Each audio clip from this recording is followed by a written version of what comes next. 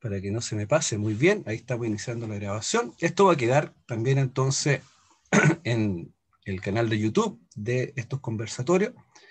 Contarle entonces que ya está, como les decía Gabriel, acá con nosotros, está también Pamela de Extensión, y este es el tercer conversatorio de este ciclo.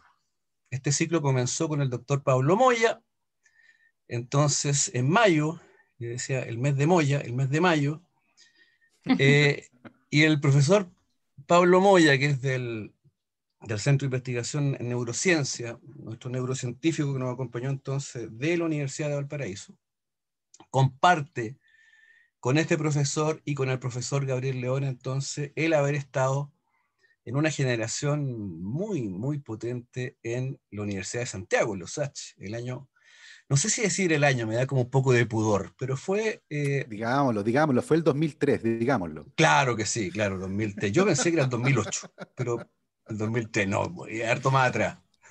Ya, 1993. ya estaba la universidad como hasta ahora, había biblioteca, estaban cerradas las rejas, no estaba abierto. Entonces fue una experiencia marcadora, lo conversamos también con Pablo la semana que fue su conversatorio, entonces que se dio un espíritu bien libre en esa generación de bioquímica, y nosotros estábamos mezclados con los químicos, además era muy entretenido, teníamos clases coordinadas en una sala grande, bonita, que se llamaba la Paraninfo, una sala enorme, me acuerdo. O era no, la Nuevo Mundo, se me confunde la Nuevo Mundo con la Nuevo Paraninfo. Mundo, una sala fría con un foso alrededor. Y tenía un foso de verdad, Sí, andaban po, tiene un cocodrilos. foso, tiene un foso. Sí, tiene un foso. En ese contexto, entonces, con este profesor Pablo Moya y también con nuestro invitado de hoy, Gabriel, entonces, tuvimos las clases de termodinámica, tuvimos cálculos, tuvimos álgebra, todo lo duro, ahí lo duro, digamos, y agreste, y a la vez se escuchaba mucha música, andaba mucha música en el aire. Pablo Moya me grabó mi primer cassette de los tres, me acuerdo. En esa época que grabar un cassette era un rito, había que esperar los 90 minutos en el cassette de cromo, o la cassette, dicen algunos también. Eh, entonces fue una experiencia súper rica. También pintamos un mural de los Beatles, ahí en los Pastos de Ciencia, me acuerdo, que también le hacemos honor a uno de los conversatorios que tuvimos hace un tiempo atrás. Hicimos un mural de los Beatles, una cuestión muy volada, me acuerdo. Y entre medio hay un ADN y todas estas cosas que rondan, ¿no? A estos bichos imprescindibles para mí, que son los científicos artistas. Y este conversatorio y este ciclo de charlas tiene el objetivo de reunirnos, de congregarnos en torno entonces a las artes y a las ciencias. Y he sido privilegiado en poder invitar entonces a gente que digo yo que son los bichos como yo, que los quiero, que los adoro, que son los bichos científicos artistas, que son tremendamente importantes. Y el de hoy es un bicho científico artista muy particular, porque tiene una pluma, tiene un desplante, tiene una capacidad de transmitir cosas muy difíciles de una manera fácil, didáctica, que lo ha convertido en un referente. Así que yo estoy muy contento de tenerlo acá, o sea, como compañero, como colega, y además como admirador. Para mí, Gabriel es un referente. Tengo que decirte, Gabriel, que básicamente yo esto que estoy grabando acá después te lo voy a copiar todo. Eres un referente y además referente de buen papá, de educador, ¿viste? No solamente un comunicador de la ciencia, sino un educador, veo yo en Gabriel. Entonces, sin más preámbulos, decirle entonces que las reglas son bien simples acá. Gabriel va a hablar, va a dar su charla, va a dar su tema, lo vamos a dejar hablar tranquilo. Todo lo que salga va a ir al chat, ¿ya? Si hay preguntas, si hay ganas de hablar, al chat. Ahí Pamela y yo vamos a estar coordinando eso. Y cuando una vez que termine Gabriel y que diga ya como que terminé, vamos a conversar, vamos a interpelar, vamos, digamos, educadamente por supuesto, a deshacernos felicitaciones y luego conversaremos todo lo que sea pertinente. Gabriel, doctor, amigo, suya la palabra. Muchas gracias, Rodrigo. Un placer verte después de tanto tiempo. Eh, yo alcancé a estar un año en Los Hach con ustedes, después me fui a la Católica, donde estuve con Mari Carmen Vázquez, que está ahí también entre medio.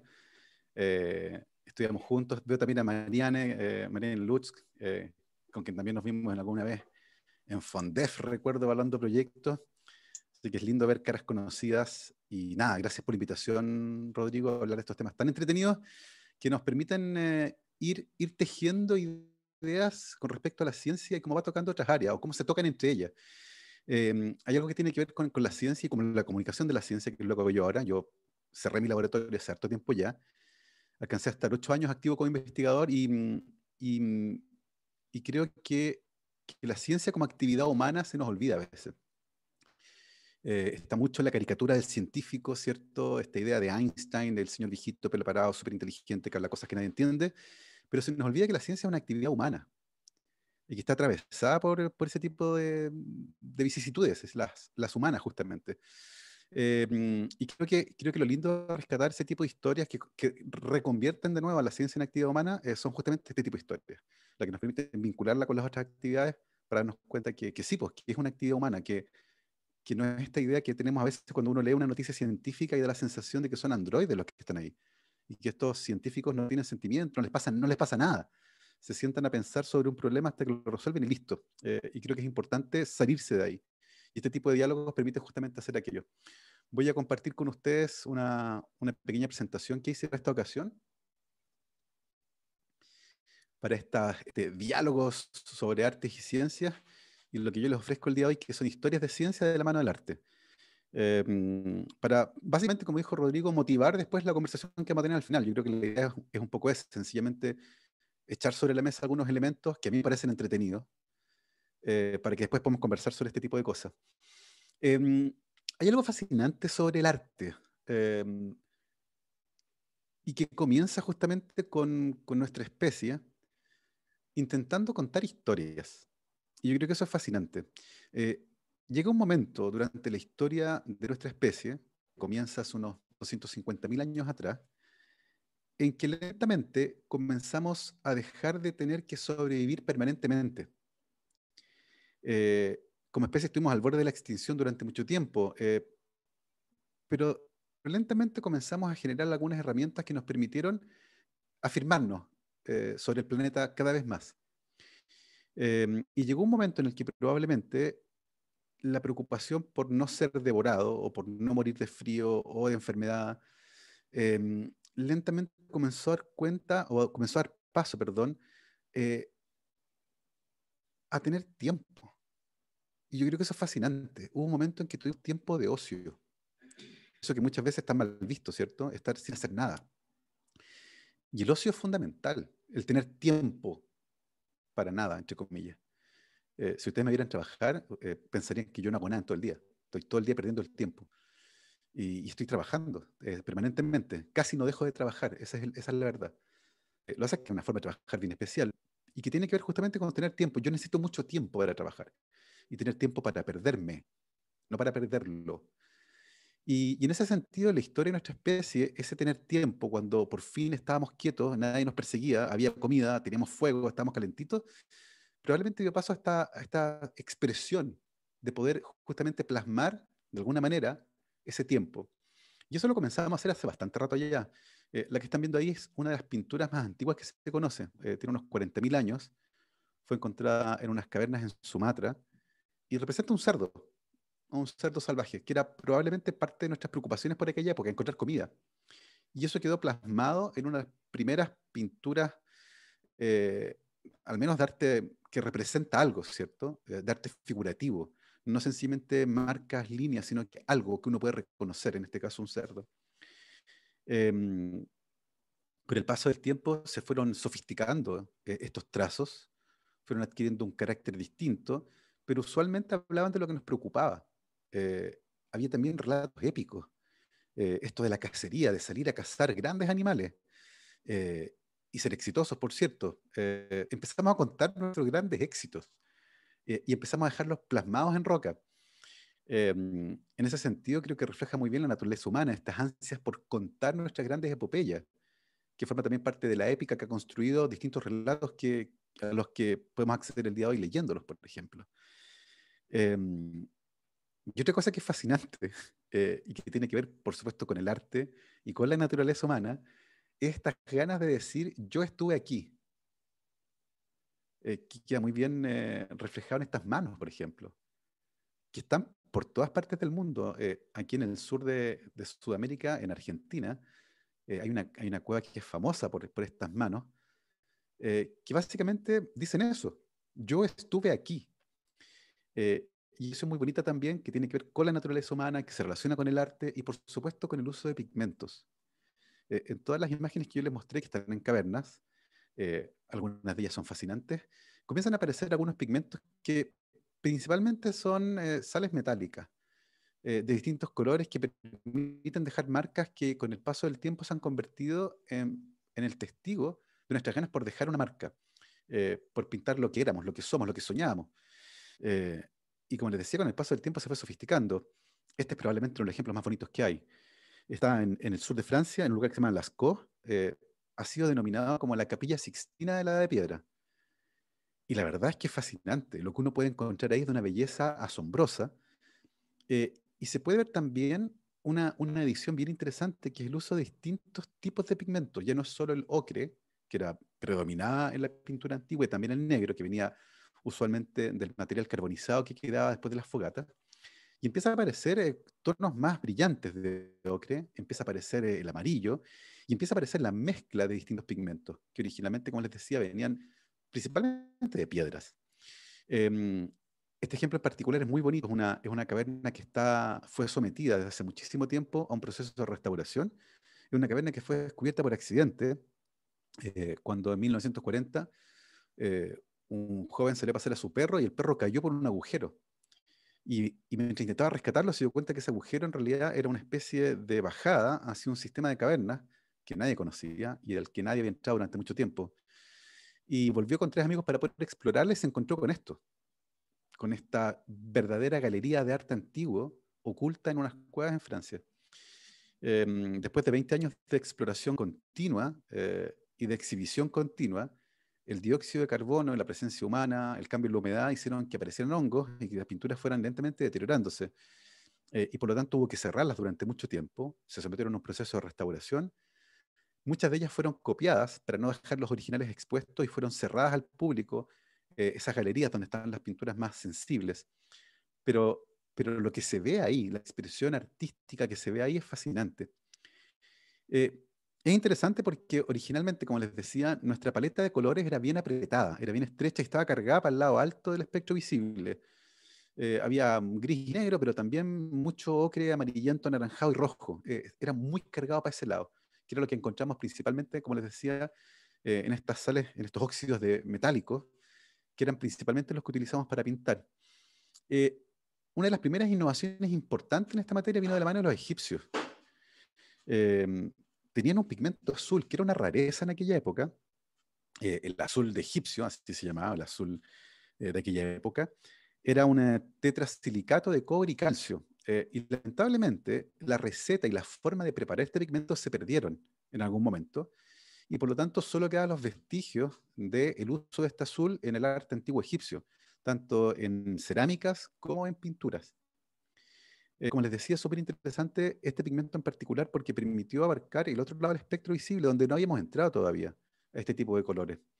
Esta es probablemente una de las herencias culturales más importantes del mundo egipcio en lo que respecta a pigmentos, por ejemplo. En esta charla vamos a hablar muchísimo de pigmentos. Pero lo interesante y lo curioso es que no es la única herencia en pigmentos que nos dejaron los egipcios, que además, como les decía, se perdió. De manera sorprendente, otro de los pigmentos relevantes en la historia y que también tiene que ver con Egipto es el café momia. El café momia, como su nombre lo sugiere, es un pigmento café que se usó muchísimo en el arte y que está literalmente hecho de momias molidas. En el siglo XVIII y en el siglo XIX, el comercio de momias, principalmente hacia Inglaterra, era una locura. La gente compraba momias para desenvolverlas en su casa y se hacían fiestas de momias. Se sacó tal cantidad de momias que incluso se quemaban para hacer mover los trenes y generar vapor en los trenes a vapor. Se movieron una cantidad gigantesca de momias desde el antiguo Egipto a Inglaterra y Y también se tomaba momias molidas. Se pensaba que escondían el secreto de la vitalidad y de la vida eterna y que eran medicamentos. En aquella época, por supuesto, casi todo era medicamento. Así que a esa altura, si ya quemábamos momias, tragábamos momias, nos untábamos momias, bueno, ¿por qué no pintar con momias? Y así nació el café momia, una pintura que fue bastante popular, de color café, evidentemente. Se usó en varias pinturas bien famosas. Se sospecha que se usó en La Libertad guiando al pueblo, por ejemplo, el famoso cuadro de Lacroix francés, donde sale la libertad con la bandera francesa. Y uno de los pintores de aquella época no sabía esta historia. Él pensaba que Café Momia era sencillamente un nombre. Eh, y en una reunión social, otro pintor le explicó que no, que esa pintura, el Café Momia, estaba hecho literalmente con momias molidas. Y este pintor se espantó al saberlo y corrió a su estudio, trajo el último tubo que le quedaba de café momia y le dio cristiana sepultura en el patio de su casa, enterándose en ese momento que en realidad estaba hecho de momias molidas. Otra de las herencias en cuanto a pigmentos que nos dejó la cultura egipcia. Probablemente el pigmento azul más famoso de la historia sea el azul de Prusia, un pigmento que fue descubierto por accidente mientras se intentaba generar un pigmento de color rojo a inicios del siglo XVIII, y lo que se obtuvo fue un pigmento azul, de un azul profundo, maravilloso, que rápidamente se tomó el arte. El azul de Prusia es un pigmento fantástico que podemos encontrar, por supuesto, en este cuadro que muchos de ustedes conocen, un cuadro fantástico, la gran ola de Kanagawa, eh, que usa el azul de Prusia de manera extensiva. Una cosa interesante del azul de Prusia es que no solo lo podemos encontrar en muchas obras de arte, sino que además su receta fue mantenida en secreto durante mucho tiempo, durante 20 o 25 años, hasta que finalmente un inglés que era miembro de la Royal Society logró descifrar la forma en que se fabricaba el azul de Prusia. Evidentemente se mantuvo en secreto para poder tener la exclusividad del pigmento y poder comercializarlo. Pero cuando este científico finalmente logró sintetizarlo y encontró la forma de hacerlo, lo publicó en las Transactions de la Royal Society, en la revista de la Royal Society, y finalmente todo el mundo pudo acceder al azul de Prusia. Se convirtió por lo tanto en un pigmento tremendamente popular porque era relativamente sencillo de fabricar, además era de color azul, que era uno de los colores menos abundantes de nuestra paleta cromática. Y una cosa interesante del azul de Prusia es que no solo es útil en el arte, bien es un gran antídoto y sirve particularmente en los casos de intoxicación con metales pesados, y se utiliza particularmente en las intoxicaciones con metales pesados que además son radioactivos, como el talio o el cesio 137. De hecho, esa fue una de las aplicaciones que se utilizó en 1987 en Goiânia, en Brasil, cuando una clínica quedó abandonada y dentro de la clínica quedó una máquina de radioterapia que usaba cesio 137. La máquina nunca fue movida y durante mucho tiempo entró gente a sacar chatarra de esa clínica. Y un día entraron dos personas que se enfrentaron a esta máquina de radioterapia y al verla imaginaron que algo valioso podía haber dentro de ella y decidieron desarmarla. Y se llevaron lo que está ahí en la imagen, que es el corazón de esa máquina, que dentro tenía una cápsula con cesio 137. Se dieron cuenta que dentro de la máquina había algo que brillaba y decidieron desarmarla. Y con mucha dificultad, finalmente, por razones evidentes, con mucha dificultad, porque no está hecha para eso, lograron desarmar la cápsula que contenía el cesio 137 y se dieron cuenta que efectivamente brillaba. Y como brillaba, no encontraron nada mejor que untárselo en el cuerpo. Se lo llevaron a sus casas, lo repartieron, se convirtió en algo que era codiciado. Todo el mundo quería tener algo de esto en su casa, de este material que brillaba. Hasta que lentamente la gente comenzó a enfermar. Se dijo que había una maldición en el lugar.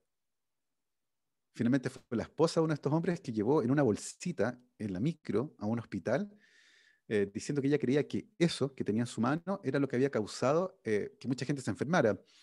Nadie le creyó, pensaron que estaba inventando esta historia, que no podía ser, como esa cosita que estaba ahí, pero un médico mandó llamar a un físico que llegó con un contador Geiger y se dio cuenta que efectivamente lo que tenían ahí era extremadamente radioactivo.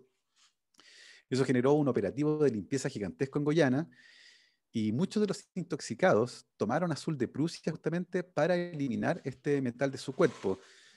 Una de las gracias del azul de Prusia es que es muy poco tóxico, se puede tomar varios gramos al día sin que se produzcan daño, y por lo tanto es un muy buen antídoto para eliminar metales pesados, como les decía, particularmente metales pesados radioactivos. Así que el azul de Prusia tiene la gracia de ser un pigmento azul, tremendamente útil en el arte, pero también un antídoto que permite eliminar rastros de sustancias radioactivas del cuerpo de una persona.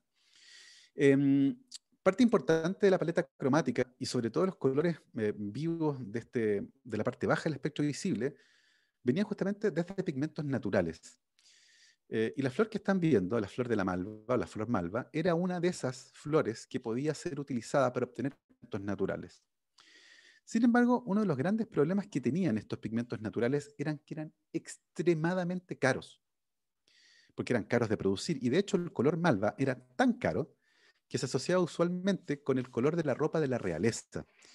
Y durante mucho tiempo, acceder a este tipo de pigmentos se convirtió en uno de los grandes desafíos de la química. El desarrollo de los pigmentos y la industria de los pigmentos fue tremendamente importante en Europa. Y lo interesante es que parte importante de las industrias químicas que conocemos incluso el día de hoy, como la BASF, nacen de la mano de los pigmentos. Y esta historia es probablemente una de las más bonitas porque además entrega importantes lecciones con respecto al funcionamiento de la ciencia, cómo opera la ciencia. Durante mucho tiempo, África fue definida como la tumba del hombre blanco, eh, básicamente porque entraban y morían de malaria. La malaria tenía una prevalencia gigantesca y se convirtió en una enfermedad muy temida, que era usualmente descrita como un monstruo en los pantanos. Era el monstruo que habitaba en los pantanos, que estaba representada en esta litografía por ese señor grande, gigante que aparece ahí, que está esperando salir del pantano para matar. La malaria fue un problema en África y también fue un problema en América. Pero en América los incas tenían algo para la malaria. Y eso resultó notable. Resulta que en América los incas tenían cinchona. La cinchona es una planta muy bonita que de hecho aparece en el escudo del Perú, en la bandera del Perú, al centro, aparece una planta. Y esa es la planta de la cinchona, también llamada quina o quinaquina. Y resulta que los incas preparaban una infusión de corteza de quina para tratar la malaria. Y funcionaba muy bien, y eso era sorprendente. Era un tratamiento médico que funcionaba. Eh, y los jesuitas, cuando llegaron a América y se pusieron en contacto con los incas y conocieron la cinchona, se dieron cuenta que de manera sorprendente la cinchona funcionaba. Si uno le daba un extracto de corteza de cinchona a alguien con malaria, se curaba la malaria. En ese momento, la cinchona se convirtió en una de las plantas o en uno de los bienes más preciados que había en América, incluso más que el oro, la plata y otras plantas tan valiosas como el maíz, el chocolate o las papas. La cinchona se había convertido finalmente en un ticket que permitía explorar otras partes del mundo, donde la malaria usualmente mataba a la gente por montones, porque efectivamente funcionaba. Y fue tanto el interés por esta planta que en Perú y en Bolivia, y la zona sur de Ecuador, que era donde se producía, se consideró un delito penado con pena de muerte sacar semillas o partes de estas plantas. Había un monopolio por parte del Estado, porque se había convertido evidentemente en un bien tremendamente valioso y preciado. Y por lo tanto, los químicos intentaron entender esta planta y descubrieron que había un compuesto que era responsable de la actividad antipalúdica, que era lo que funcionaba para curar la malaria. Y es la molécula que aparece ahí, la quinina, una molécula preciosa. Aquí a los fanáticos de la química orgánica, la quinina es una molécula preciosa. Y una de las cosas interesantes de la quinina es que rápidamente, cuando los químicos se dieron cuenta que ahí residía el poder de la cinchona para curar la malaria, rápidamente se intentó sintetizar la quinina en el laboratorio. Y uno de los químicos que asumió esa tarea fue ese señor que aparece ahí, William Perkin, que era un químico que a los 18 años y en un laboratorio que tenía en el altillo de su casa, se puso a sintetizar la quina. Eh, para los que sepan un poco de química orgánica, estamos hablando de principios del siglo XIX, sintetizar la molécula que aparece ahí es una tarea bastante compleja, no es una molécula sencilla. Y por lo tanto, en ese proceso, William Perkins fracasó de manera rotunda o casi rotunda. La quinina es la molécula que aparece arriba, lo que él obtuvo es la molécula que está abajo. Evidentemente no obtuvo quinina, pero obtuvo otra molécula que tenía un color muy particular. Era una molécula de color malva. Y automáticamente William Perkins se dio cuenta que había descubierto, por error, algo fantástico. Había descubierto un pigmento sintético equivalente a un pigmento natural que era tremendamente valioso. La mauvina, como la llamó, se convirtió en una molécula muy, muy valiosa y se convirtió en uno de los primeros pigmentos sintéticos que fue utilizado de manera masiva en la industria textil, justamente porque la ropa del rey estaba hecha de este color, teñido con pigmentos naturales. Pero William Perkin había encontrado una manera sencilla y barata de sintetizar un pigmento de color malva y por lo tanto se masificó su utilización. William Perkin finalmente patentó este descubrimiento y de la mano con eso nació una industria de pigmentos en Inglaterra y en Alemania, interesada por sintetizar nuevas moléculas que tuvieran colores que fueran de interés tanto para la industria textil como para el arte. Eh, lo interesante de esta historia, y una cosa que yo encuentro fascinante, es que se puede resumir en un meme. Ahí.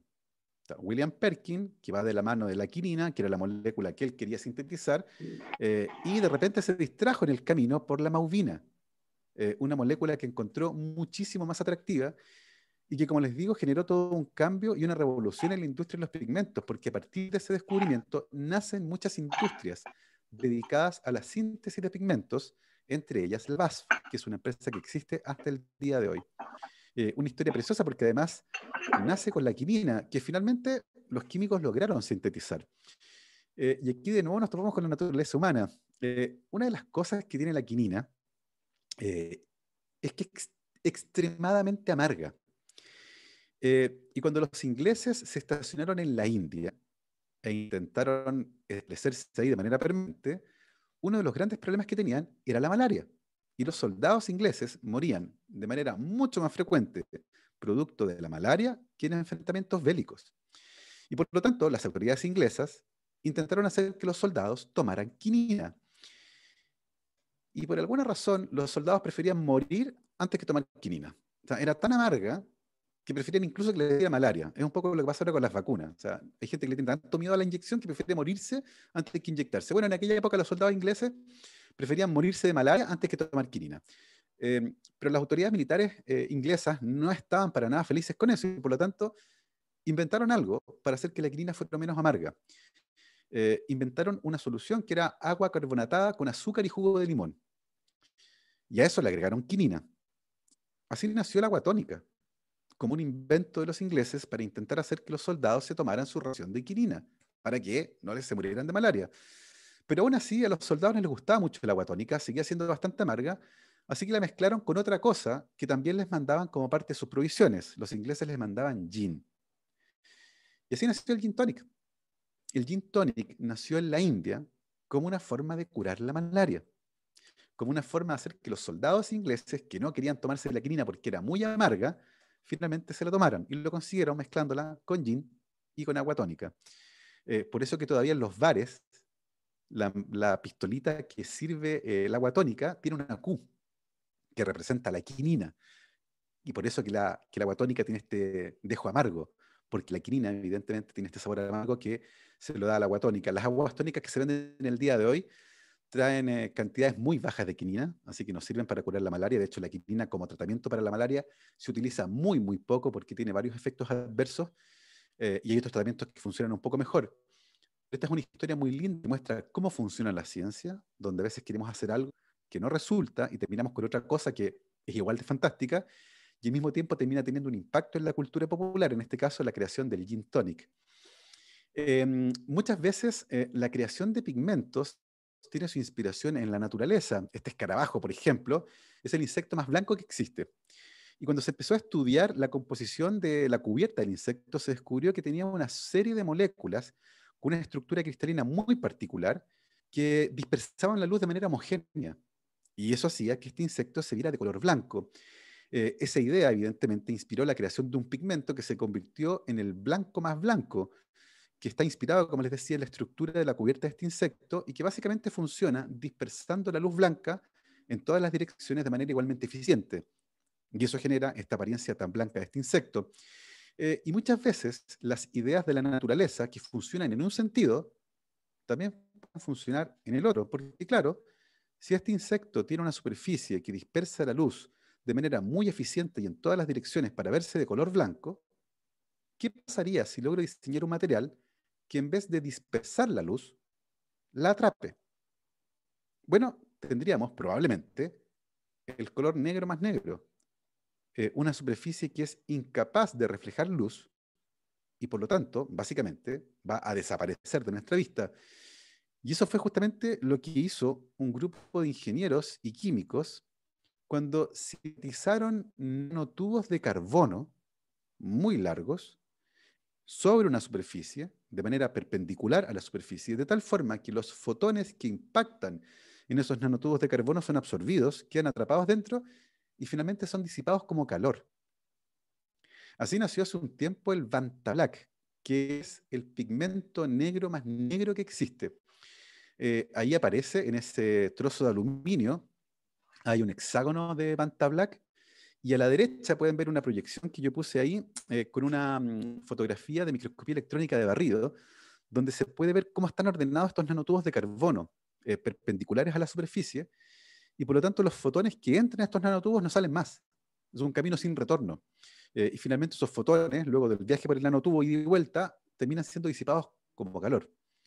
Lo que dio origen a esta pintura que es fantástica y que evidentemente es tremendamente cara de fabricar. Imagínense, son nanotubos de carbono sintetizados en la superficie. Em, pero tiene muchas aplicaciones, por ejemplo, en la industria aeroespacial. Desde el punto de vista óptico, generan varios efectos que son súper interesantes. Por ejemplo, hacen que desaparezca completamente cualquier percepción de profundidad en un objeto. Ahí, por ejemplo, tienen dos máscaras, la de la izquierda y la de la derecha es una máscara exactamente igual, pero que está pintada con Banta Black. Y como pueden ver, se pierde completamente cualquier rasgo de tridimensionalidad porque la luz que llega ahí no es reflejada de ninguna manera, es completamente absorbida y por lo tanto da la sensación de que fuera una cartulina negra recortada. Pero si lo movemos de lado, por ejemplo, y lo ponemos de perfil, ustedes se pueden dar cuenta que sí, que tiene relieve, que tiene una forma, que es la máscara que está al lado, pero como está pintada con Pantablack, que es esta pintura que absorbe completamente la luz, se pierde completamente cualquier sentido de profundidad y los objetos quedan planos. Para la industria aeroespacial es muy importante, particularmente en el caso de algunos satélites, que sean completamente oscuros, que no reflejen nada de luz, y por lo tanto se trata de una pintura que es tremendamente tecnológica, si ustedes quieren, pero también tiene algunas aplicaciones artísticas. Y como se trata además de una pintura que es muy cara, los fabricantes decidieron de manera inédita poner este pigmento negro al servicio de un artista en todo el mundo. Se trata de Anish Kapoor, el artista que está detrás de esta escultura, por ejemplo, el famoso Bean, el porota que está en Chicago, el de Bean es de él lo hizo. Es un artista tremendamente conocido, sus obras de arte se venden muy bien, y esta compañía, la que fabricó el Vantablack, con aplicaciones principalmente para la industria aeroespacial, decidió que también el Vantablack podía ser utilizado en el arte, pero decidió que solo lo podía usar Anish Kapoor. Y esto generó un curioso enfrentamiento entre artistas, era algo que se conoce como la guerra del negro, porque evidentemente otros artistas también querían acceder a ese color negro, pero el fabricante decidió que solo Anish Kapoor lo podía utilizar. Y eso generó una pugna y un artista en Inglaterra decidió entonces que él iba a hacer otro pigmento sintético que iban a poder usar todos los artistas del mundo, que iba a ser el tono más fuerte que se conociera de ese color y lo podía ocupar todo el mundo excepto Anish Kapoor.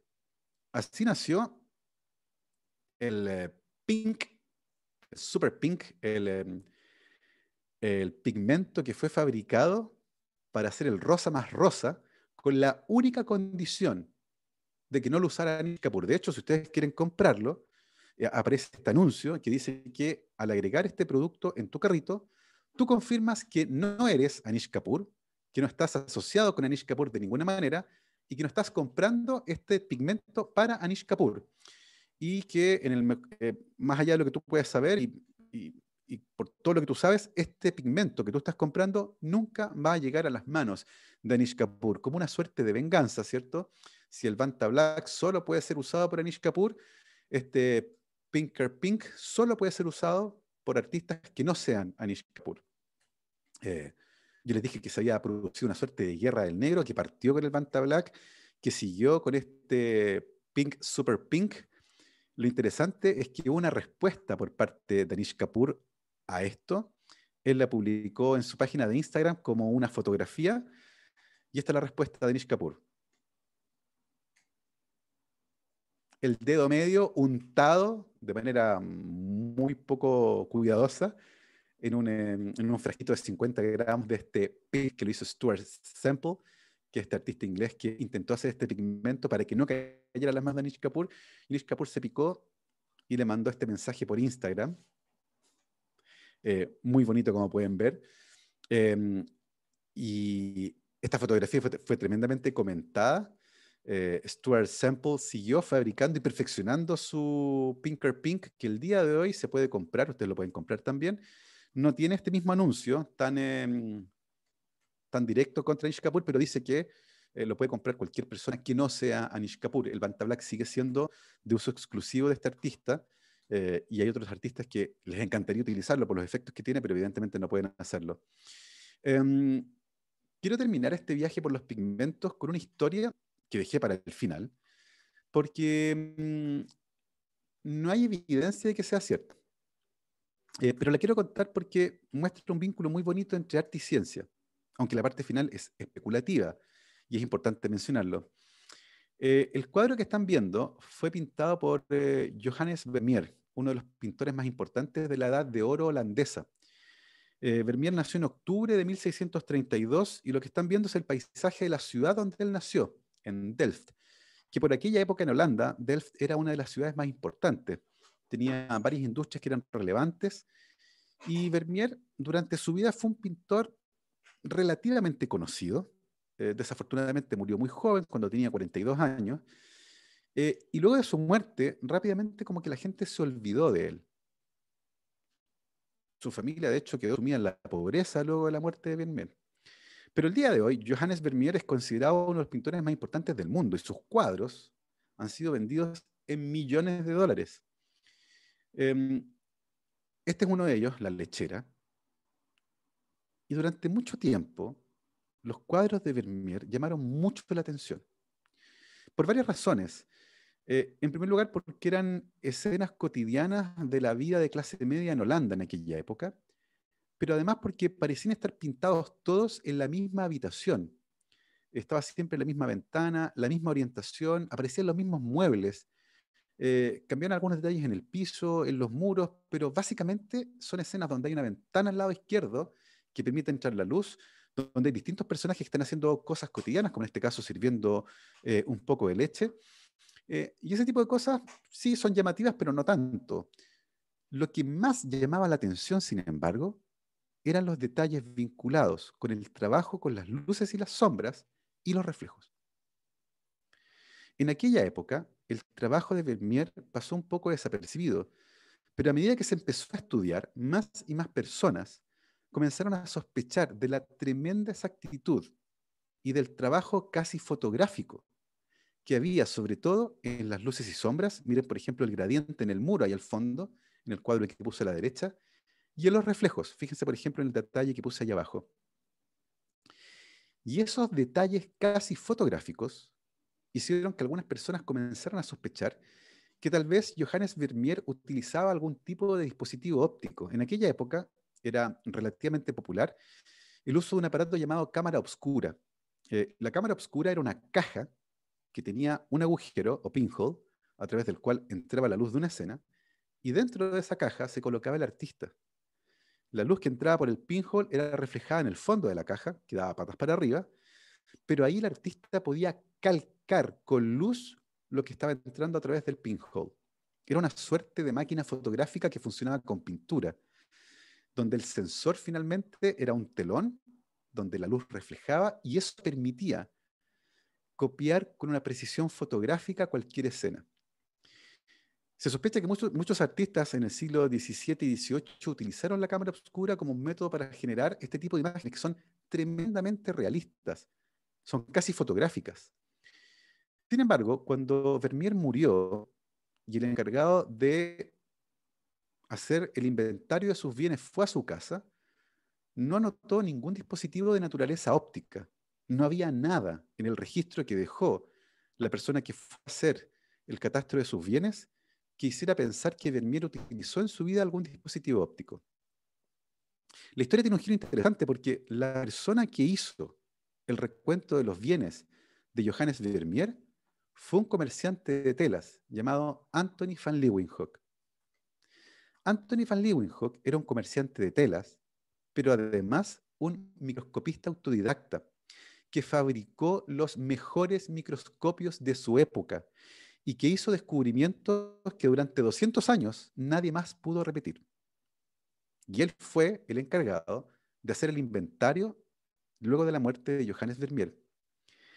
Se cree, y hay muy buenas razones para creerlo, que Johannes Vermeer y Anthony van Leeuwenhoek se conocían.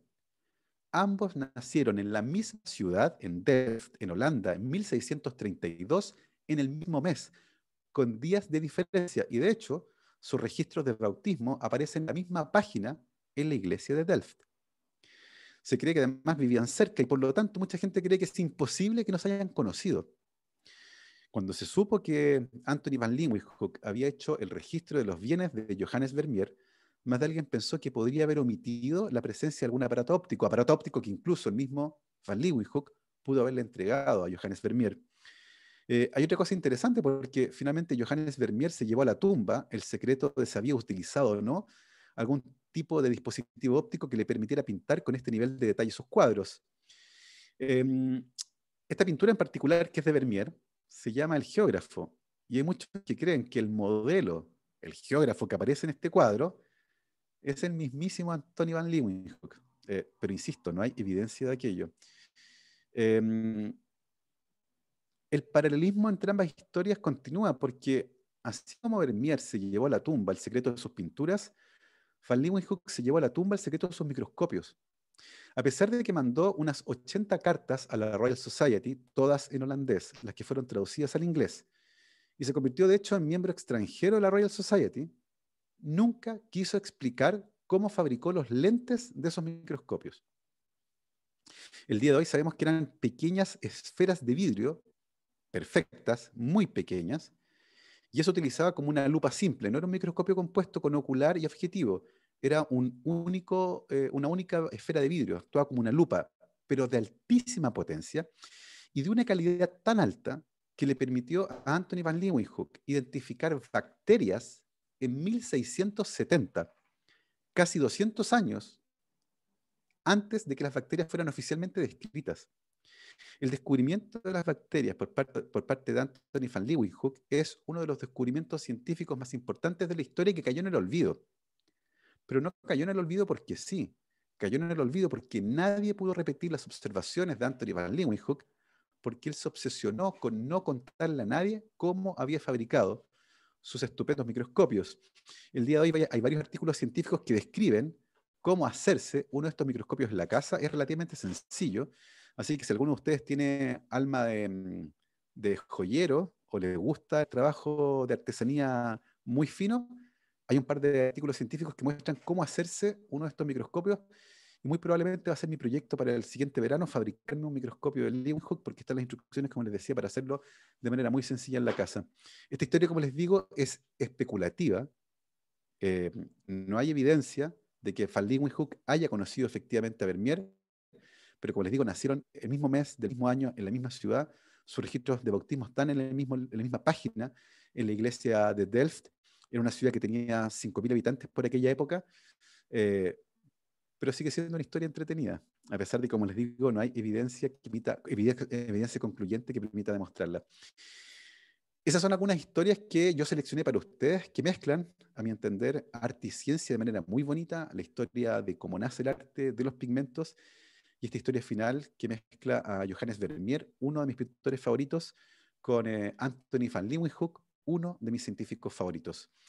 quiero agradecerle al final a Rodrigo por la invitación. Me encantó preparar esta charla, lo pasé muy bien haciéndola.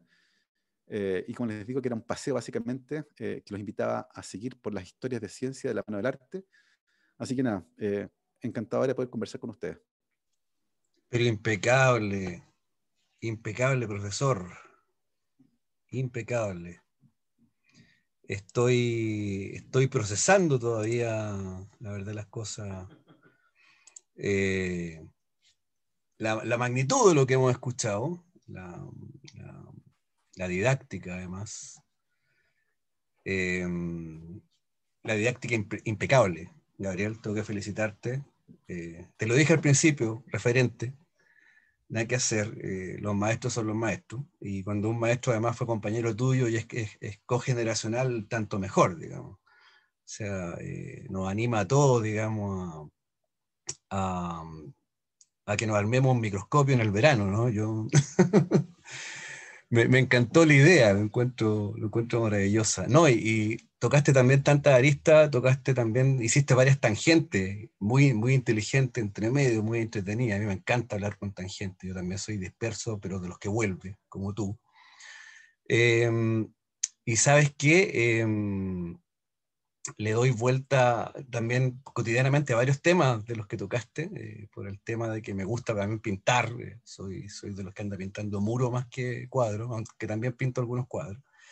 Y hay muchas preguntas que uno se hace también, ¿de dónde salió esto? Y sabes cuando uno se pregunta eso cuando chupa el pincel, cuando está pintando y se lo pasa por la boca y dice, a lo mejor me voy a morir, ¿viste? Porque te pasáis el pigmento por ahí y no tenía idea de lo que es. Ahora Hay sabemos una que historia no, muy buena de eso. ¿ya? Hay una historia muy buena de eso. Dale, dale. Marie Curie, Marie Curie, vamos más atrás mejor. En el siglo XVIII, los físicos se volvieron locos jugando con algo que se llamaba tubo de rayos catódicos. Y era básicamente una botella de vidrio donde hacían una descarga eléctrica. Y se veía un montón de colores, era súper bonito. Y a alguien se le ocurrió ir sacando el aire. Inventaron máquinas de vacío que eran cada vez mejores. Entonces iban sacando el aire al tubo y lentamente los colores empezaron a desaparecer. Y de repente lograron sacar tanto el aire que quedó muy poco dentro y se produjo un rayo, que era el famoso tubo de rayos catódicos, de bien el nombre, que generaba un brillo en el fondo del tubo. Eh, y ese aparato permitió que los físicos empezaran a jugar y pusieron una cruz delante y vieron que generaba una sombra. Había algo ahí, había algo que chocaba con la cruz en su viaje desde el Cato al otro lado. Y a J.J. Thomson se le ocurrió poner un imán y se dio cuenta que ese algo tenía carga eléctrica negativa, se desviaba. El tubo de rayos catódicos permitió que J.J. Thomson descubriera los electrones. Era una descarga de electrones que llegaba al otro lado. Y J.J. Thomson se ganó el premio Nobel por haber descubierto los electrones. Y todos los físicos se volvieron locos con el tubo de rayos catódicos. Y uno de los que lo agarró para jugar fue un científico que se llamaba Röntgen. Y Röntgen se puso a jugar con el tubo de rayos catódicos y un día haciendo un experimento se dio cuenta que había un brillo en un lugar. Dijo, qué raro esto. Y ese brillo del tubo de rayos catódicos le veló además una placa fotográfica. Y Röntgen descubrió que después del tubo, después de la botella por detrás, había otra emisión de algo que él desconocía. Como no sabía lo que era, le puso el nombre de la incógnita en una ecuación, los rayos X. Röntgen descubrió los rayos X jugando con el tubo de rayos catódicos y también se ganó el premio Nobel. Y pocos años después, otro científico, Becquerel, estaba jugando porque él estaba seguro que el fenómeno que había visto Röntgen se relacionaba con la fosforescencia, que era algo que a Becquerel le interesaba. Y Becquerel tomaba unos minerales, los ponía al sol y después los utilizaba para verlos brillar. Estudiaba fosforescencia. Y se le ocurrió que tal vez la fosforescencia estaba relacionada con los rayos X. Y él dijo, ¿qué pasará si pongo estos minerales al sol y los pongo sobre una placa fotográfica?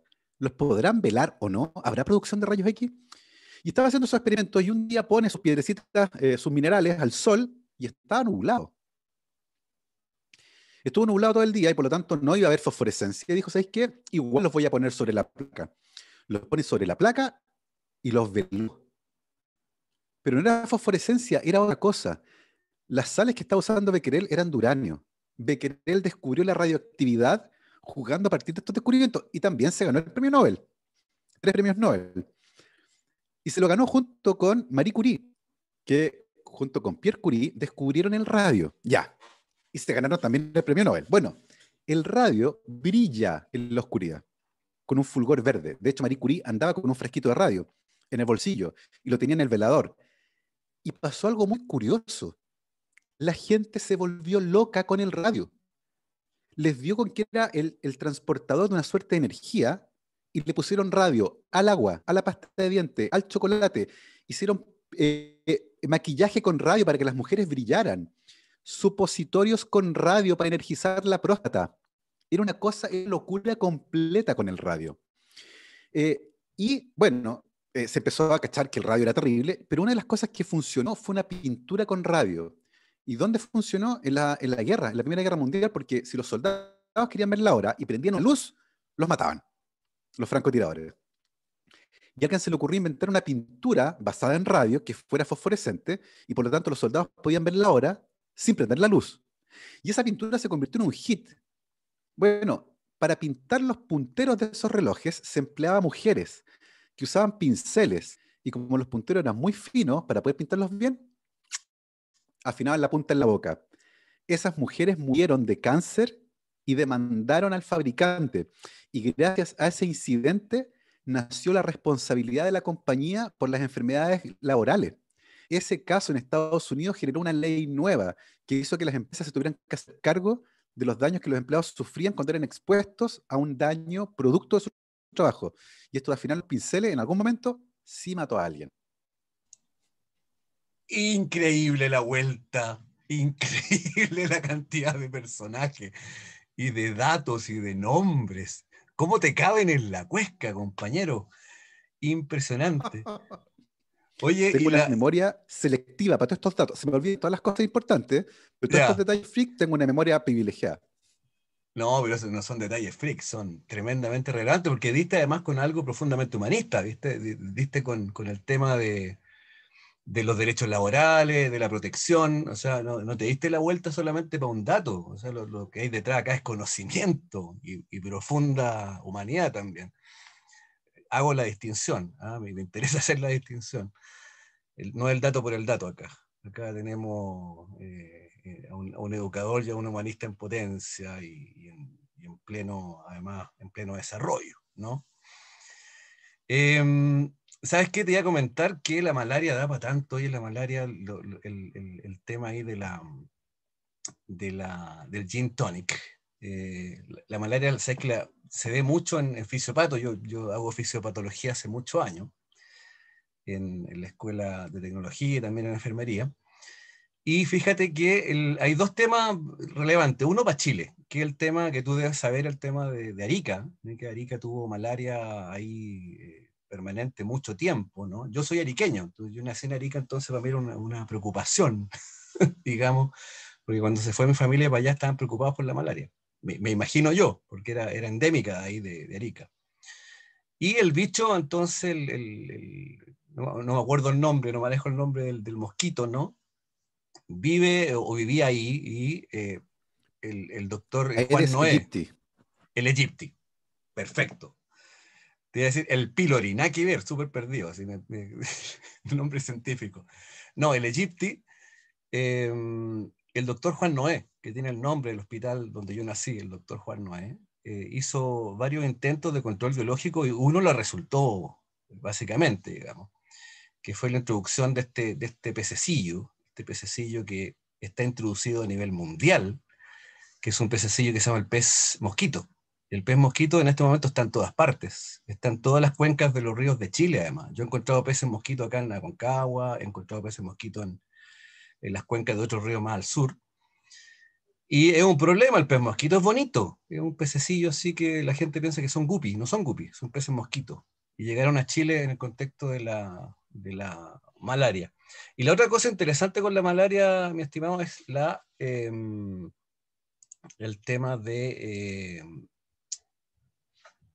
la prevalencia de esta anemia, la anemia falciforme, ¿no? Que hay en África, en la población afro, que uno siempre cuenta esa historia y la gente dice, sí, pero qué locura que una anemia, que además que tiene este tema de que es por una mutación puntual, muy bien descrita, que además sirven mucho para la didáctica de explicar las mutaciones puntuales de un glutámico, qué sé yo, con una no conservadora o no conservativa, ¿viste?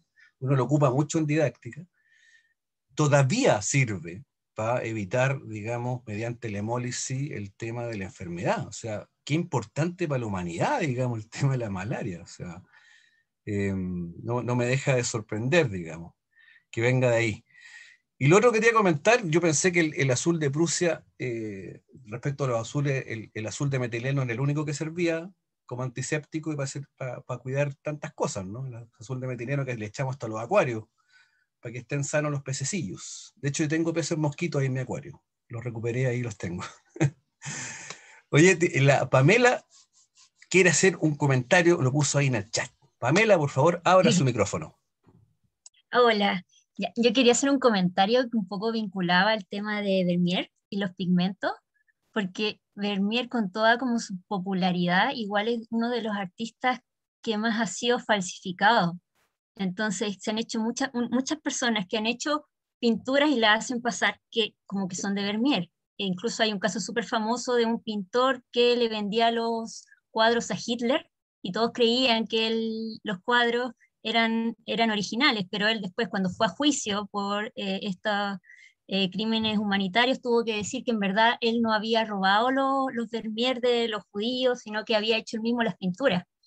Entonces, en estos casos se ha utilizado mucho lo que es el análisis de los pigmentos para saber qué pigmento es y en qué año se pintó esa pintura.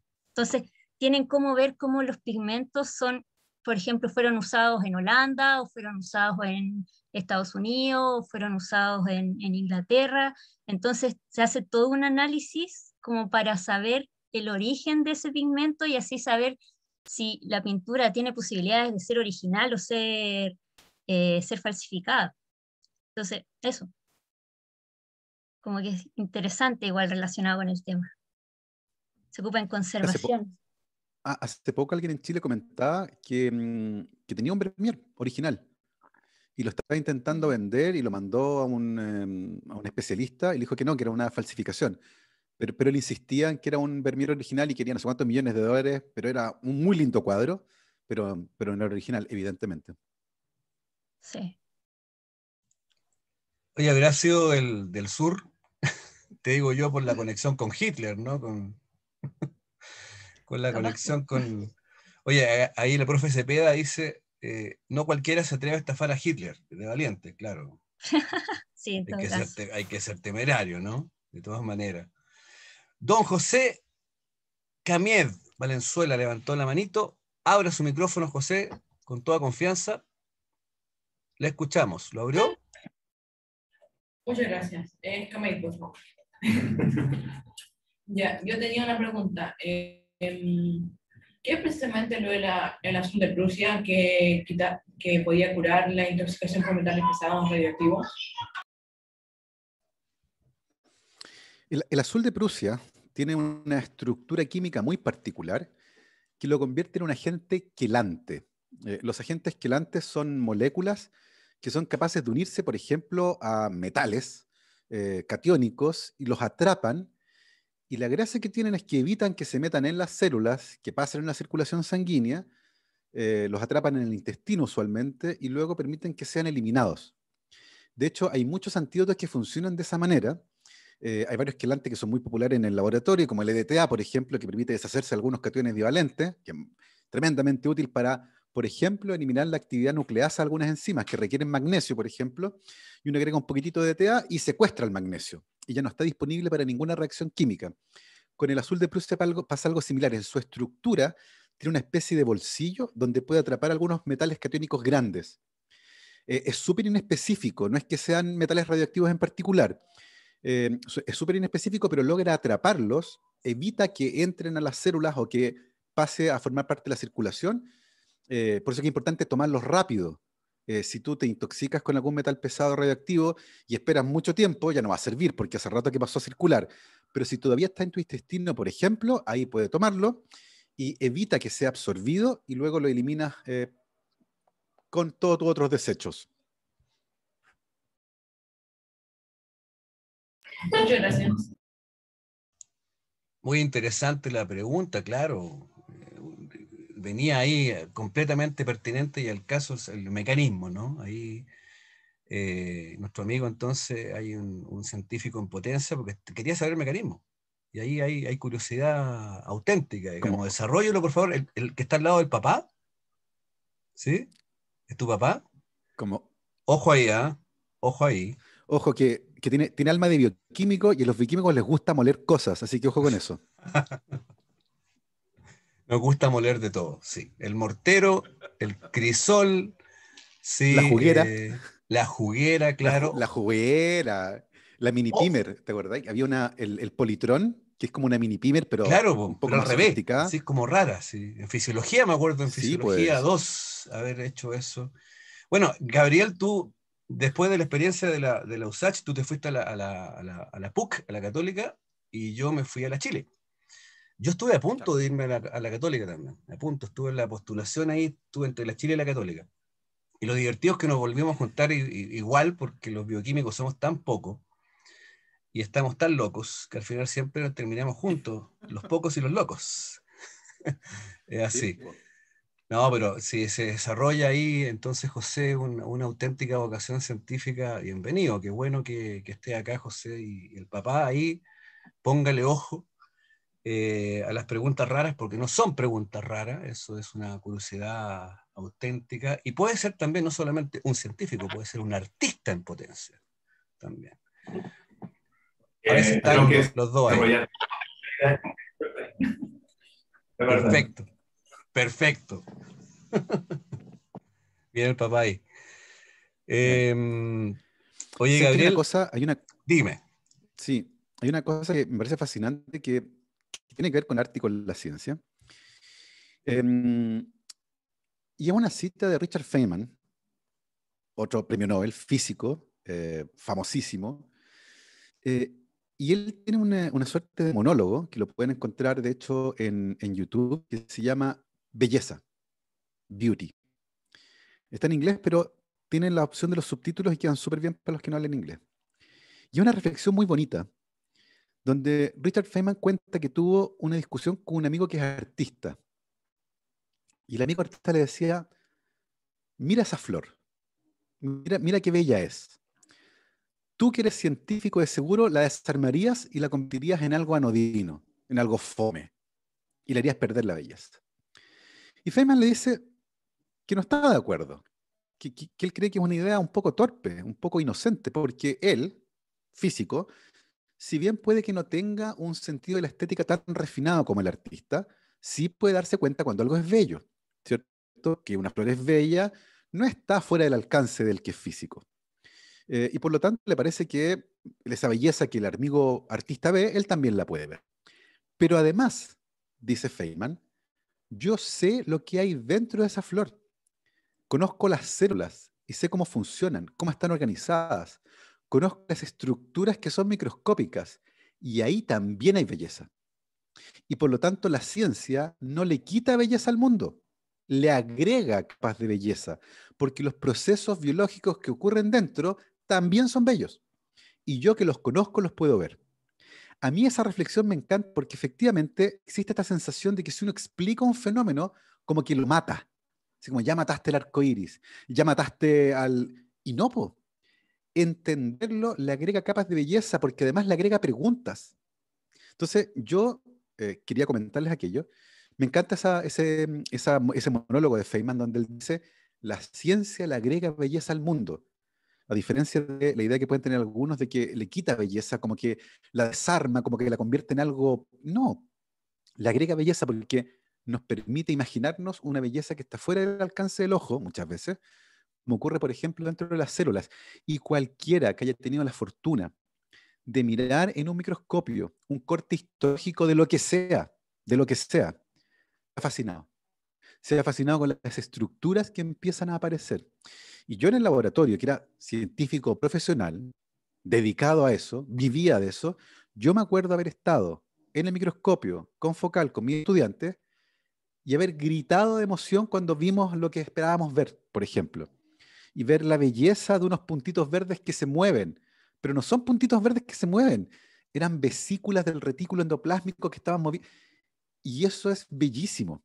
Entonces, es una reflexión que yo creo que vale la pena mencionar en este encuentro de arte y ciencia, porque efectivamente es una idea que mucha gente todavía tiene, como que la ciencia desarma todo y lo convierte en algo feo, fome, frío y gris. Y al revés, le agrega capas de belleza al mundo.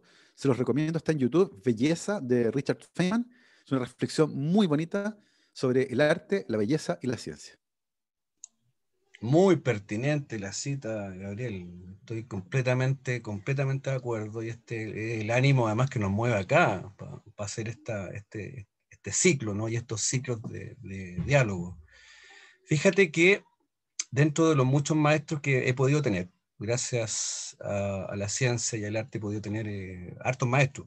Entre ellos el doctor Maturana, entre ellos del otro lado, del lado de la música. Bueno, yo perseveré en la música, creo que te había contado que perseveré en términos de que la guitarra para mí no fue solamente, digamos, Ah, no para sabía esa tocar, parte.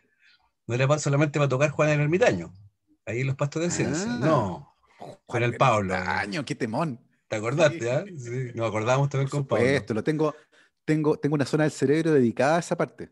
Es que es una canción, digamos, es una epistemología hecha canción, ¿viste? Es muy Por fuerte. supuesto. Fíjate que años después, cuando yo estaba estudiando bioquímica en la Chile, empecé a tocar profesionalmente con Lalo Parra, con el tío Lalo.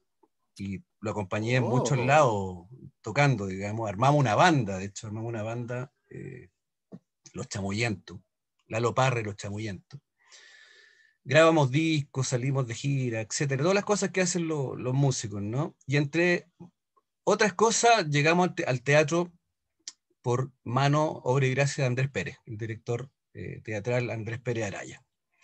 Andrés Pérez me agarró en una premiación de la Cumbre Huachaca y con Dios Color Roja, se acercó a mí, muy humildemente, me dijo, Rodrigo, quiero que trabajes con nosotros, con tu banda.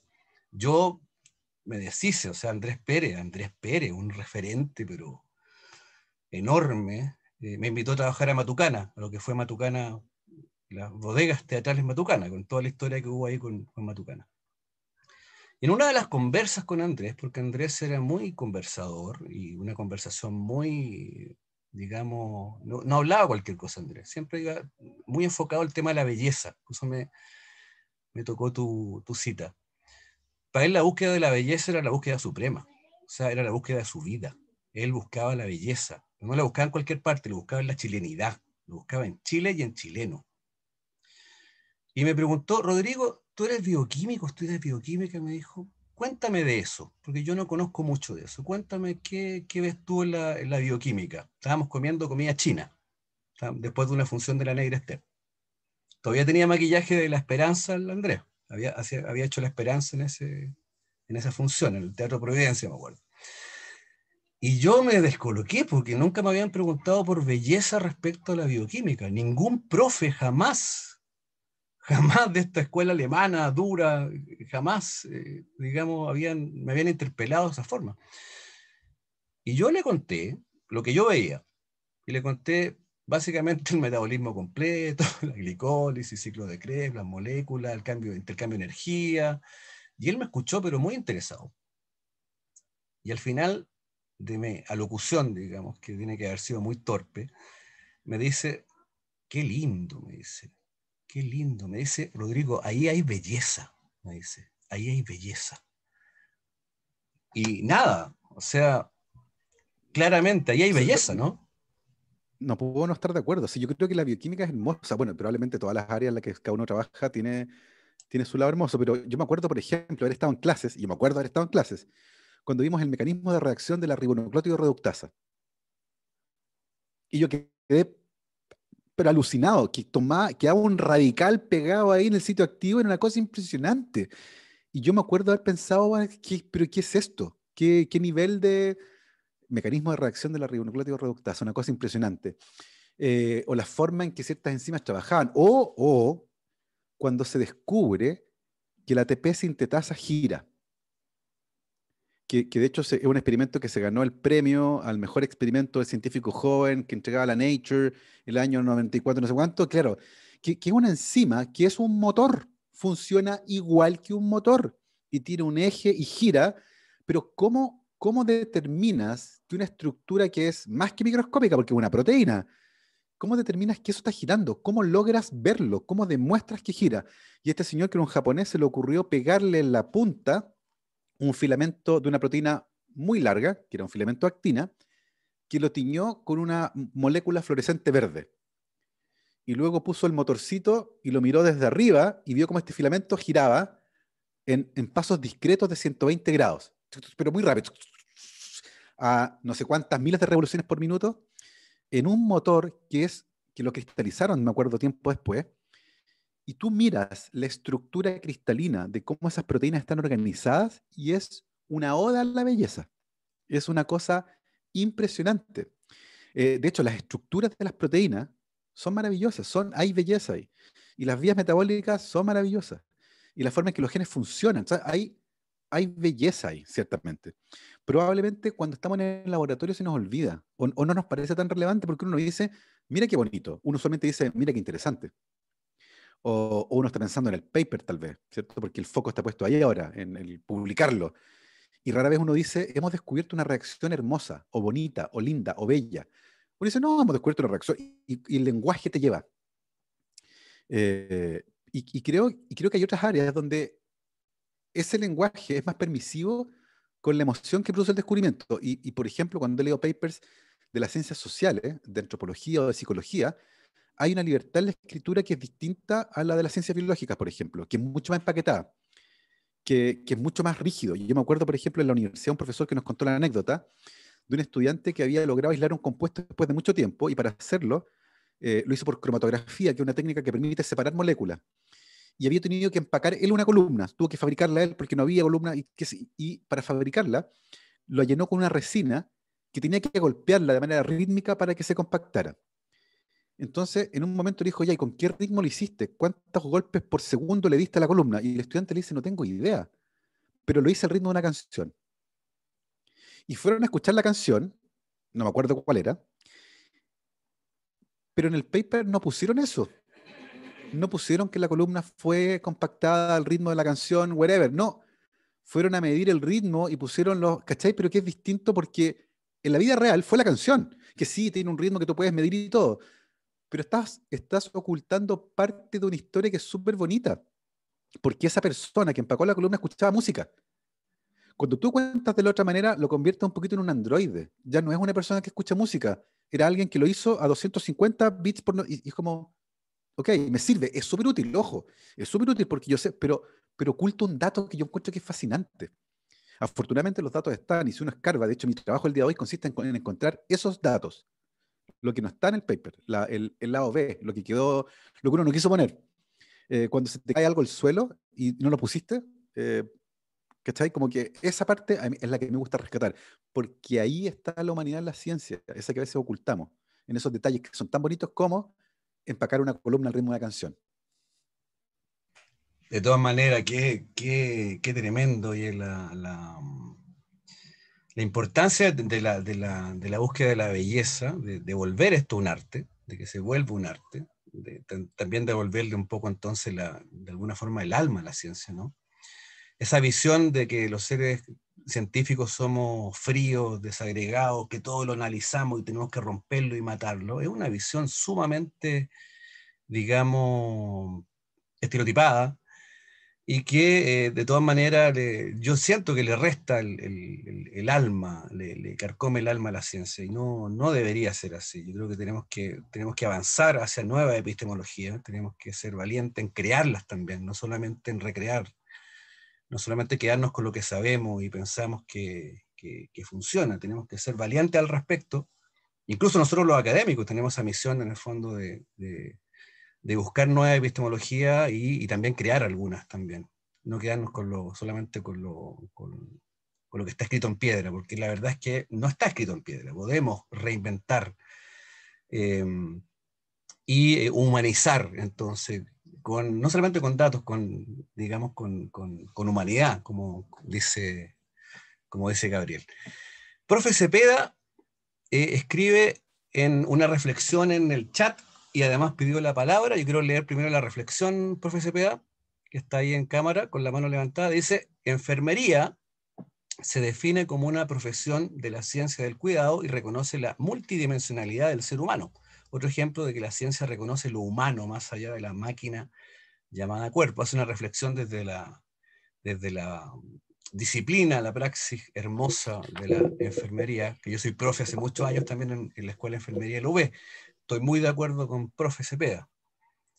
Profe. Sí, hola. ¿Se escucha bien, cierto? Sí, te escuchamos, profe. Y Ya. después Andrés Gómez después también pidió la pregunta. Lo ponemos Sí, ahí. bueno, También. por supuesto saludar a, a todos los que están participando en la charla, muy interesante. Por fortuna ahí viendo el Instagram de Gabriel, pude ver ahí la invitación a la charla que me parece muy interesante. Dentro de eso, bueno, tal como comento ahí en el chat, yo creo que también tiene que ver con la emocionalidad que te permite la profesión que uno ejecuta.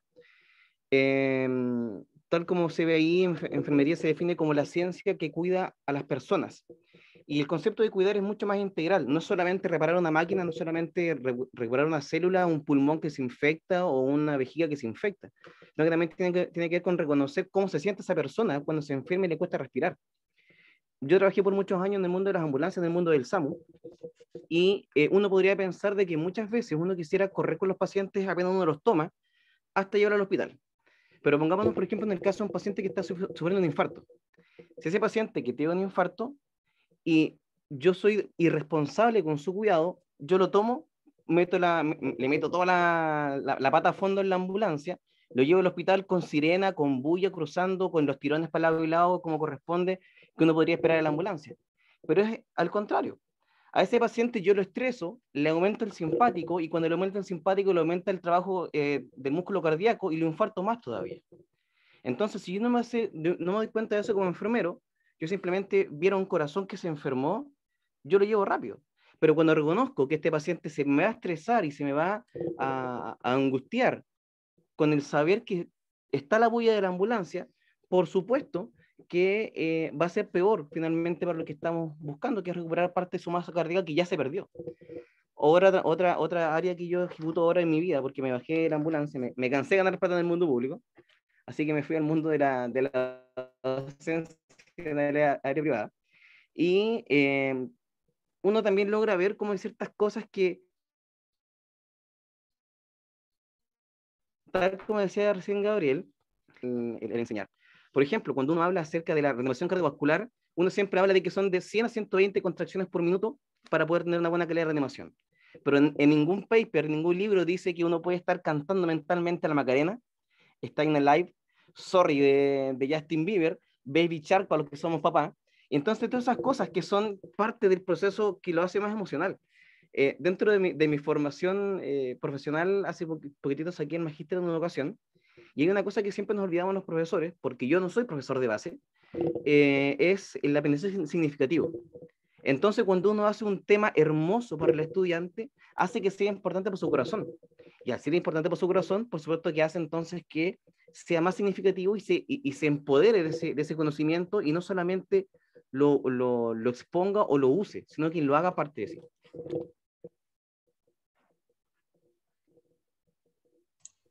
Gabriel, ¿quieres comentar algo? Sí, que una linda reflexión y que creo que muchas veces esta deshumanización, que es transversal, que afecta a muchas áreas, tiene consecuencias. Por eso es tan importante esta reconexión con el otro, que puede ocurrir en este caso a través de la ciencia, por ejemplo, y el arte, pero que es importante también en el ejercicio profesional, como en el caso de él en la enfermería. Me parece una reflexión súper bonita porque finalmente en ese tipo de carreras en particular y en ese tipo de trabajo en particular, claro, son personas, no es sencillamente una máquina biológica que está descompuesta. Hay un cerebro con una emocionalidad también que está funcionando ahí. Y creo que el reconocimiento de aquello le ha hecho muy bien a la medicina en general. Así que una linda reflexión. Impecable. Muchas gracias, profe Cepeda. Enorme vocación. Doy fe por hacer clases hace tanto tiempo a tantos queridos y queridas enfermeros y enfermeras que son tremendo papel en el cuidado. El cuidado es tan fundamental dentro de las ciencias clínicas. Y además tienen un ojo clínico muy particular, los enfermeros y enfermeras. Un ojo clínico fundamental, además. Andrés Gómez dice, me gustaría hacer una pregunta. ¿Estás ahí, Andrés? Empezó la sesión de espiritismo. Andrés, ¿estás ahí? Sí, aquí estoy, profesor, justamente acá. Buenas tardes a todos. Bueno, si no lo había saludado, pero hola Gabriel, gusto conocerte por este medio, aunque sea. Te quería decir que he leído la mayoría de tus libros y sobre todo el último que leí, el de Pandemia, que de hecho se lo recomendé a varias personas, familiares, amigos que no son del área directamente de la ciencia, porque le digo, es una forma muy simple de entender y de desmentir a los antivacunas. Entonces, digamos que me ha servido mucho como por ese lado la herramienta. Yo creo que al paso que vamos va a tener que sacar Pandemia 2 porque creo que se va a seguir extendiendo la sensación. Pero más allá de eso, quería hacer una pregunta, reflexión. Primero destacar también que lo que tú estabas comentando de, por ejemplo, de la belleza de la ciencia, también me lo han dicho otras personas a diario, porque bueno, yo soy tecnólogo médico y soy profesor de histología. Y suelo ver corte histológico, siempre estoy viendo corte histológico, entonces mucha gente, familia, amigos, me dicen, oye, qué bonito eso, así como es como es como arte, es una, como una obra de arte, está como para una galería. Además, trabajaba con distintas tensiones y todo. Pero ahora sí, ya a lo importante, lo que quiero destacar, es que yo creo que tú haces una labor que es muy pedagógica, como decía el profesor Rodrigo, porque sabes que yo creo que estás tratando de alguna manera divulgar las ciencias desde un punto de vista que pueda ser atractivo y no solamente esta visión siempre o esta visión epistemológica tan positivista, tan de la ciencia como este ente inalcanzable, por decirlo de alguna manera, que solamente es un lenguaje que hablamos algunos pocos privilegiados y todo el resto en realidad solamente especula o pregunta sobre la ciencia, pero nunca se va a sentir involucrado. Y eso mismo yo creo que se transmite y la labor pedagógica que los profesores tenemos, por ejemplo, en la universidad, es la que muchas veces, de manera consciente o inconsciente, nos dedicamos a transmitir conocimiento científico, pero no a preocuparnos de que el estudiante se interese en las ciencias o encuentre un valor estético o un valor social en su labor.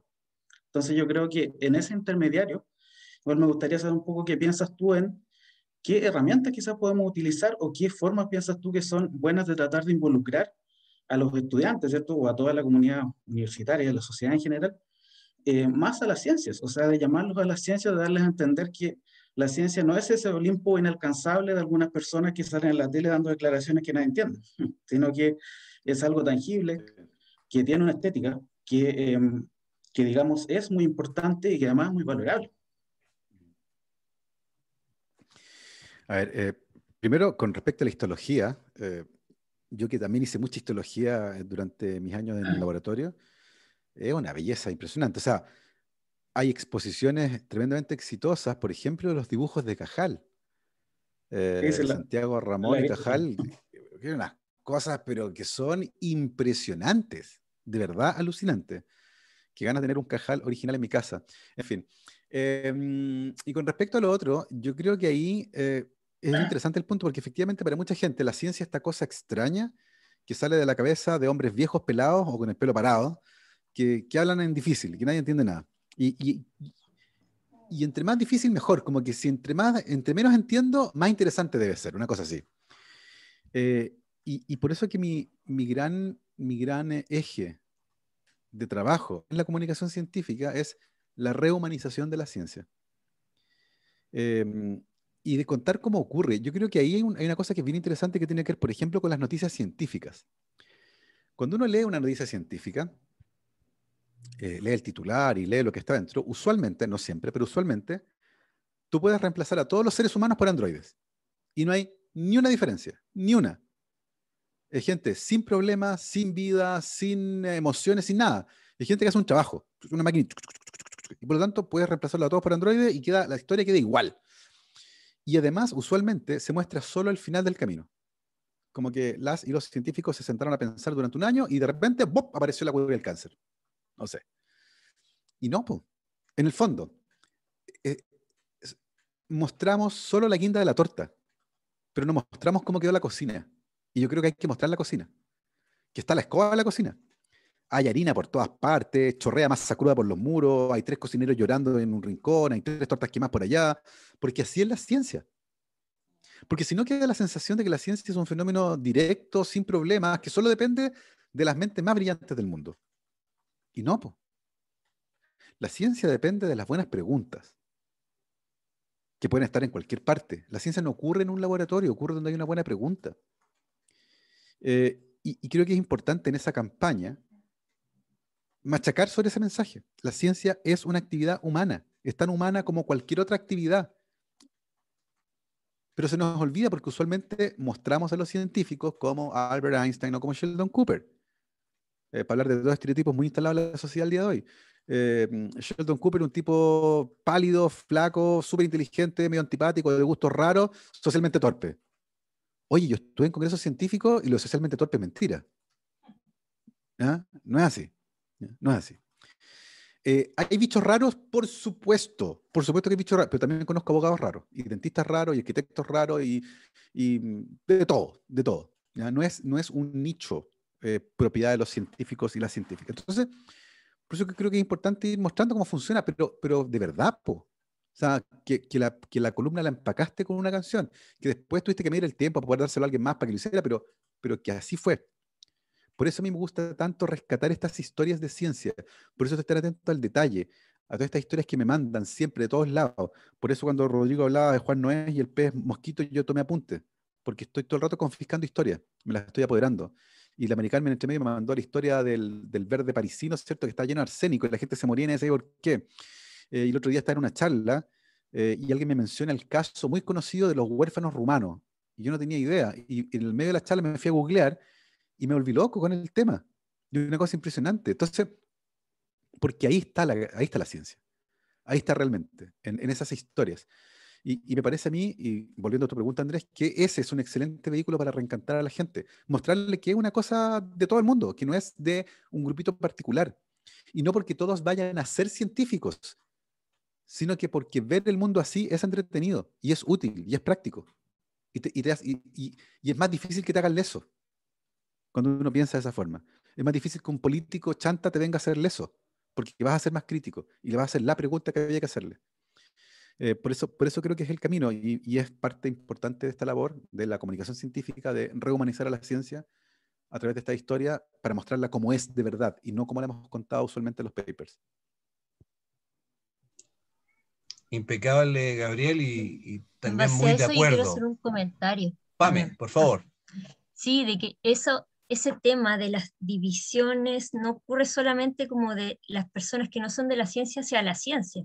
A mí me pasa completamente al revés, que yo trabajo aquí en la universidad, yo soy diseñadora, soy más del lado de las artes y siempre estoy haciendo actividades más del lado de la cultura y me resulta casi imposible motivar a estos científicos a que quieran saber desde el otro lado. Es súper complicado, como que uno tiene que meterle a la fuerza un poco de arte, de pintura, o un poco con estos tipos de actividades, porque también resulta complicado. Entonces, como una cuestión social de que son dos polos opuestos, las ciencias y las artes, que uno tiene que combatir al final, porque es súper arraigado ese estereotipo. Eso. Oye, además, cuando llega el momento de armar una figura de un paper, tiene que quedar estéticamente bonita. O sea, no hay cómo, es parte de un continuo. Pues a mí también de los aguas estancas tan separadas me produce también un poco de escozor. Está todo conectado. Me acordé de la figura de la Odile Crick, la señora de Crick, artista, tremenda, que además era amiga de la Rosalind Franklin, un tema que hablamos el año pasado a partir de un texto, y la Odile fue la que le hizo el DNA, ¿no? Sin ese dibujo no hay nada, y ese dibujo es icónico, ¿no? Mari Carmen, manito levantada. Mari Carmen es una constante en esta ecuación, tengo que decir. Ella no es una... Pero la vez pasada no pude. Sí, pero tú no eres una variable en esta ecuación, eres una constante. Así que, por favor.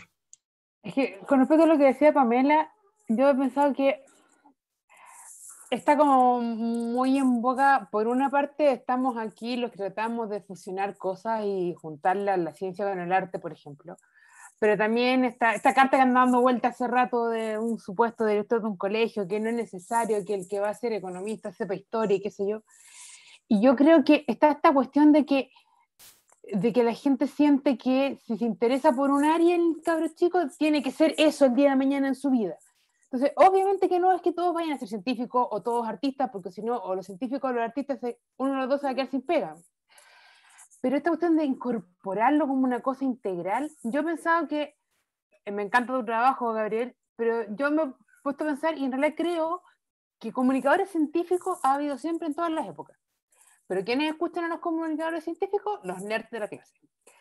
Entonces, yo creo que el problema está en cómo motivar a los niños cuando muy chiquititos, de que no le tengan cuco, de que no se sientan obligados a que si hacen una pregunta interesante tienen que ser científicos, porque no lo van a hacer todos, pero de que sea una manera como más integral de mirar la vida. Y no sé dónde está el punto, porque me tocó a mí en mi experiencia tratando de hacer clase a estudiantes universitarios de carreras en las que yo creo que nunca se esperaron que iban a tener un curso de biología celular. Entonces, interés a la -1. Y yo quería que aprendieran y que pensaran. Y yo siempre sentí que no sabía cómo motivarlos, porque como yo no necesité que me motivaran, no sé cómo se hace eso. Y ahí es donde siento que cojeo, y me encantaría poder superar esa cojera. Es súper interesante lo que comenta Mari Carmen, porque efectivamente uno termina el doctorado y como por arte de magia se convierte en profesor. Así como que, ops, oye, como que llegó una bendición del cielo y de repente como que, y eres al mismo tiempo director de un laboratorio, y eres académico, y eres administrativo, y como que aparece. Y te tiran a una sala con 80 estudiantes de 18 años, cada uno con uno de estos en la mano. Y vaya a hacerle clases de retículo endoplásmico. Fascinante. Y me topé con eso cuando empecé a hacer clases. Me topé con eso porque me tocó hacer biología celular a los bioquímicos y a las enfermeras y a los farmacéuticos también. Entonces decía yo, qué lata tener que plantarte así y tratar de hacer que ellos vean la biología celular como la veía yo la veía hermosa. Pues ya me la sabía, me encantaba de base. Entonces, como dice la Mari Carmen, es fácil que te guste algo cuando te ha gustado siempre. A mí siempre me gustó la biología, siempre. Siempre la encontré fascinante, siempre me hice preguntas. Entonces, claro, para mí era fácil. Entonces, el desafío era cómo yo hago que sea fascinante para estos 80 jóvenes que a lo mejor ni siquiera quieren estar acá, quieren estar en otra parte. Y ahí fue cuando cambié mis clases. Porque, claro, el libro decía una cosa súper entretenida, pero de nuevo, lo que decía el libro no era como había ocurrido, era un resumen que ordenado en una línea temporal, pero había gente ahí. Habían pasado cosas ahí. Y a todo el mundo le pasan cosas. Ah, entonces yo me acuerdo, por ejemplo, cuando hablábamos de la estructura del ADN. La historia de la estructura del ADN partía con el perro de Frederick, del que hizo el experimento del principio transformante. Se me olvidó el apellido. Era Frederick, ¿no? Creo que sí, no me acuerdo. Pero fue el que hizo el experimento con las bacterias, del principio transformante.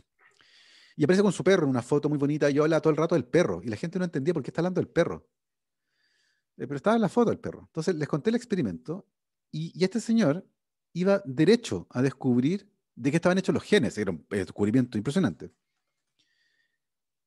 Y los nazis bombardean Londres y él se muere en el bombardeo. Estoy hablando de historia, no estoy hablando de ADN. Y están todos así, como viendo una película, porque estoy contando una película. Y los involucro. ¿Y usted qué cree que pasa? Y al principio, cuando yo decía usted qué... a todo esto, déjenme paréntesis.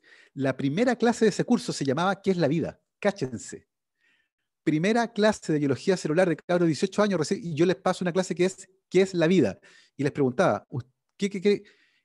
Espantados, todos, yo les preguntaba algo y miraban para atrás primero, así como el de atrás, o se escondían, y como que era una sala donde yo los veía al lado, po. Entonces eran como conejos encandilados en la carretera, así. Como que les daba miedo. Entonces después tenía la maña, andaba con el puntero láser. Entonces les apuntaba en la frente, acá. Usted, ¡puf! Y puntero láser acá. Tan sonados eran ellos. Y era muy divertido porque me decían, así, con los ojos bien grandes, me decían, no sé. Y yo le dije, pero si yo no le estoy preguntando cuánto es 2 más 2, le acabo de decir qué cree usted. ¿Cómo no va a creer nada? Si no quiero la respuesta, quiero que muevas la ardilla. ¿Qué crees tú que pasó? Obvio que no sé, pues si nadie sabe, pero ¿qué crees tú que pasó? Y ahí como, ah, yo creo que, bueno, y empezaba a salir. Y de repente en la tercera o cuarta clase pasaba algo fantástico. Empezaban a levantar la mano. Querían hablar porque se daban cuenta que yo no quería la respuesta correcta. Quería que me dijeran lo que estaban pensando, que es distinto. Y no tenían por qué estar bien. Y en la siguiente clase pasó algo más fantástico todavía. Cuando alguien levantaba la mano y hablaba, levantaba la mano a otro que decía, no, yo no estoy de acuerdo. Yo creo que fue esto otro. Y empezaron a hacer la clase solos. Se involucraron porque se dieron cuenta que yo no esperaba la respuesta correcta. Yo quería que hablaran. Y yo sabía que tenían derecho a equivocarse. Y pasó algo fantástico que después de un tiempo, yo sabía a los que les iba a ir bien en la prueba, no por lo que me contestaban en la sala, sino por las preguntas que me hacían en la clase. Porque para hacer una buena pregunta hay que entender todo lo que yo les dije y después generar un nuevo espacio de ignorancia. Y aquí hay algo nuevo que no sé. Y dice yo, qué buena pregunta, este cabro, ¿cómo se llama? O esta chica, ¿cómo se llama? Y los tenía cachados a todos. Y yo sabía a los que le iba bien por las preguntas que me hacían, no por las respuestas que me daban. Cualquiera puede responder una pregunta, por suerte, porque te la soplaron, porque la leíste, pero hacer una buena pregunta requiere mover la ardilla. Entonces, en ese ejercicio comenzó a emerger una forma de hacer clase muy dinámica, muy liviana, porque la clase la hacía a la mitad yo nomás. Ah, y otra cosa, mis clases casi no tenían texto, eran puras fotos. Entonces yo contaba, iba contando los detalles, como la charla que les di recién. Y eso tenía dos consecuencias.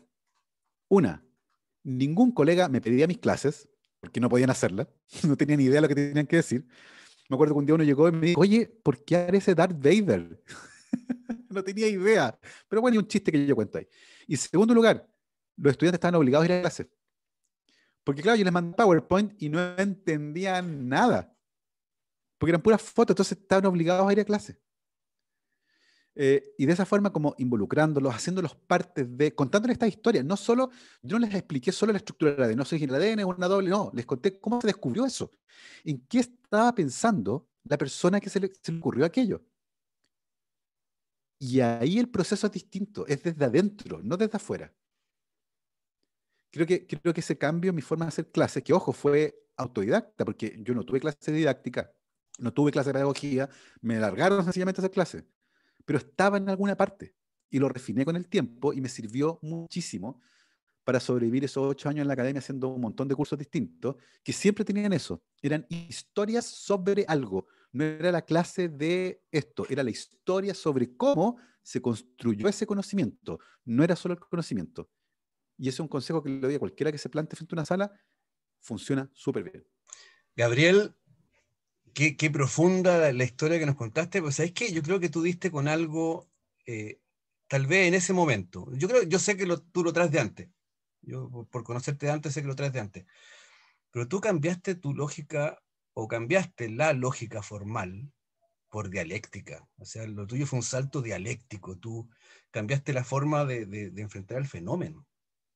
Tú dijiste, este cuchillo está desafilado, no me sirve. Esta herramienta no me sirve. Y tenías dos opciones, botar el cuchillo o sacarle filo. Yo creo que le sacaste filo. Le sacaste filo.